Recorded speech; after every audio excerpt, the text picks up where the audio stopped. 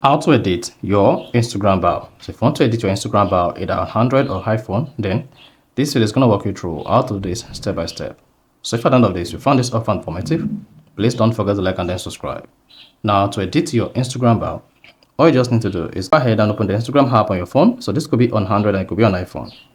Once you open the Instagram app, click on your profile icon at the bottom right. Now once you click on that, come here and click on edit profile. Once you click on edit profile, here you have access to your Instagram profile information, your name, username, pronouns, and bio. Now to edit your bio, all you just need to do is come here and click on bio. Once you click on bio, you can just delete whatever you have here and then type in a new bio. As you can see, you have a maximum of 150 characters you can use in your bio. So start your tomorrow today. You missed yesterday already. So